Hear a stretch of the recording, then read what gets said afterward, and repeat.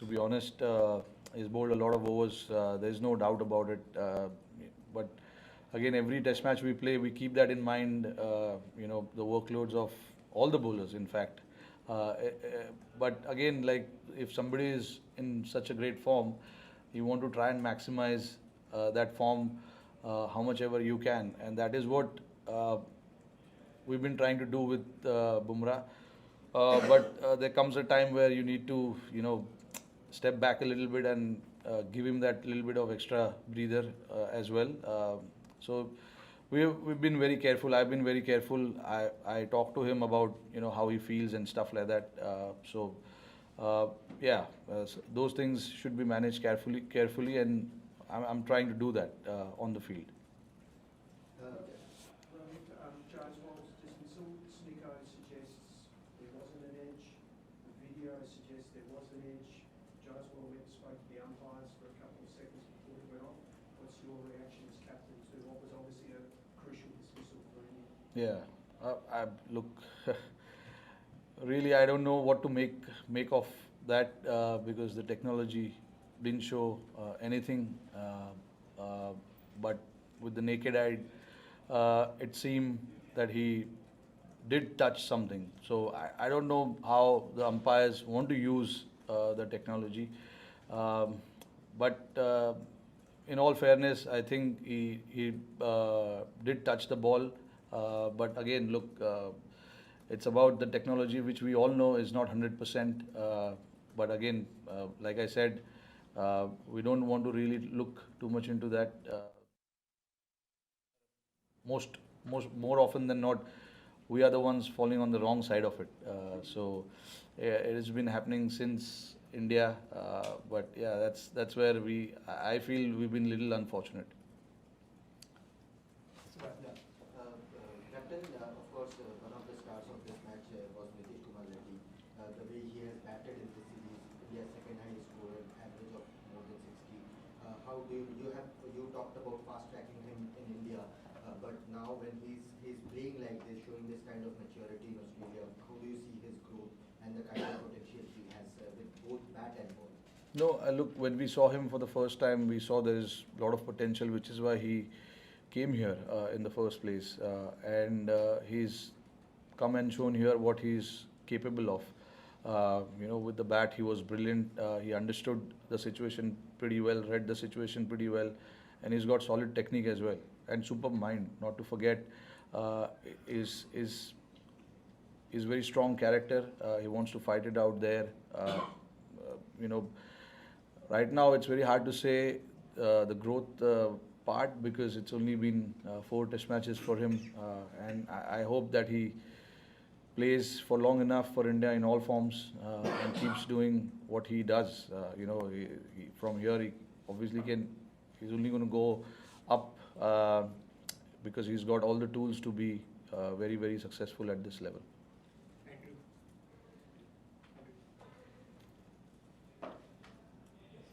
Rohit, you talked about Bumrah's workload. Did you ever during this test match feel the need of another frontline wicket-taking bowler or an option, or are you happy playing three frontline pacers and then backing the side with all-rounders? Look, Akash and Siraj are the frontline seamers. It's just that they've been very unfortunate not to be seen on the wicket column.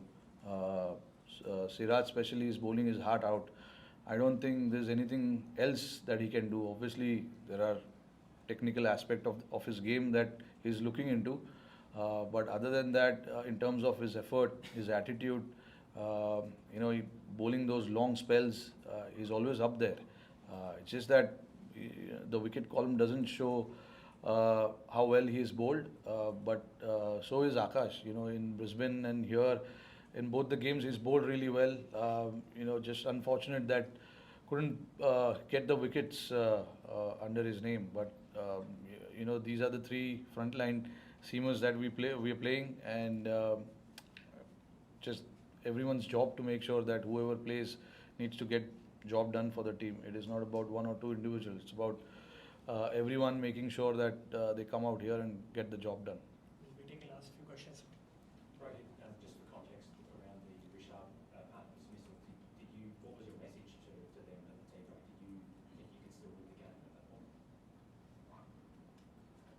During tea, what was the situation? You needed around 6 and over, you had 7.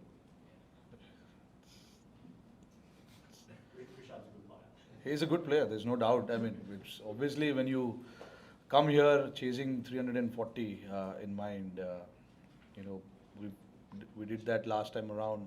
So there's no way that we were not thinking of the target. But to get that target, you need to lay the foundation. You need to lay that foundation for the other batters to come and play the way they want to play. We've got guys in our team who can take the game till the end, like we did in few occasions in the past. Unfortunately, when Rishabh got out, obviously we lost a couple of wickets right after that, and then we knew that it was always going to be tough. Just to be realistic, sometimes I know you want to do the target, you want to chase the target, you want to be positive and stuff like that, but you got to be realistic as well sometimes. And getting 6 and over on that pitch, it seems a little tough. Wicket was slowing down a fair bit, day 5 pitch. And then, look, when we had 7 wickets in hand, we were all positive. We were not thinking too far ahead also, and not going in our shell as well.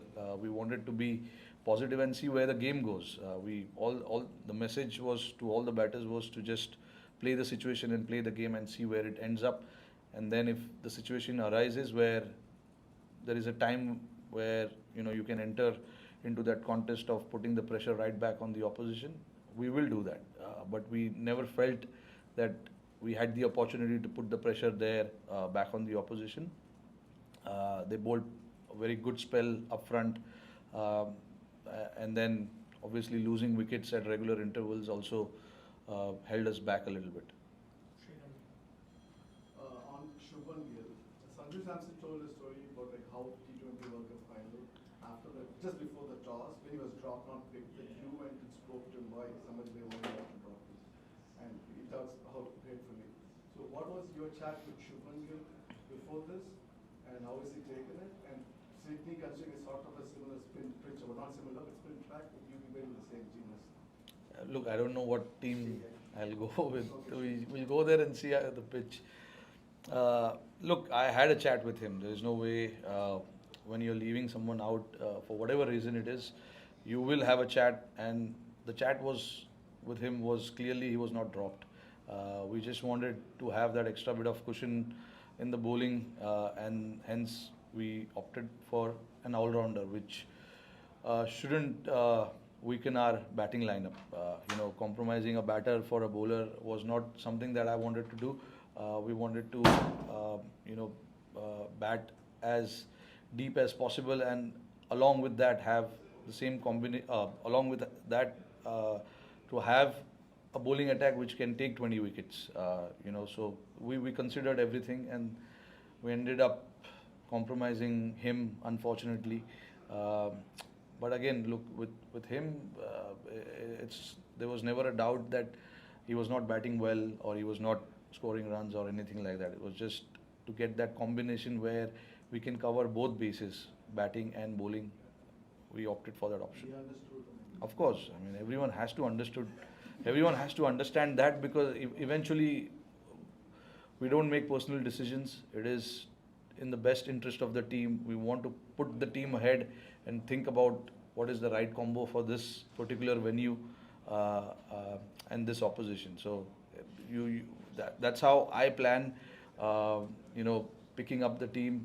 Sometimes, you can see there's been a lot of changes in the team, but sometimes you got to make sure that whatever suits the conditions, suits your team, and where you can cover all sides of the facets of the game, you make that decision, and that's what we did. Thank you, Captain. Thank you. Thanks, guys. Thank you.